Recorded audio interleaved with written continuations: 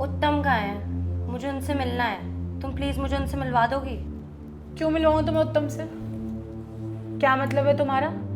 पहले तो तुम बाहर मिलती थी उससे, कभी कैफे में कभी गाड़ी में, सब कुछ देखा है मैंने।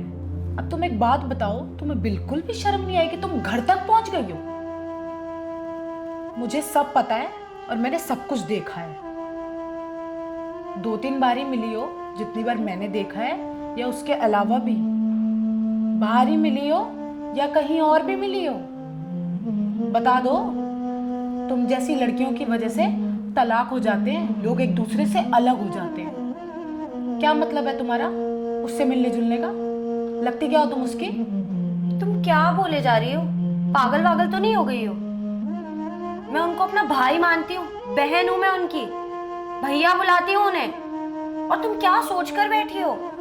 और तुम ये जानना चाहती हो ना मैं उन्हें कहाँ मिली, कैसे मिली? तो सुनो, मेरा एक बॉयफ्रेंड था जिसने मुझे प्रेग्नेंट करके छोड़ दिया था। मैं बिल्कुल अकेली हो गई थी, कोई नहीं था मेरे को सहारा देने के लिए।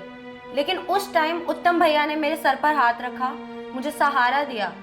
आज अगर मैं यहाँ खड़ी हूँ ना तो सिर्फ उन्हीं की वजह से खड़ी हूँ। मैं उनकी बहुत इज्जत करती हूँ। मैं सुसाइड करने वाली थी, मैं आत्महत्या करने वाली थी, और सिर्फ उन्होंने बचाया है मुझे उस टाइम पे। और तुम क्या सोच कर बैठी हो, मुझे तो ये समझ नहीं आ रहा।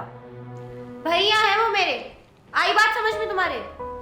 ओह, मिल गई तसल्ली, पड़ गई ठंडक, टूट गया हमारा रिश्ता।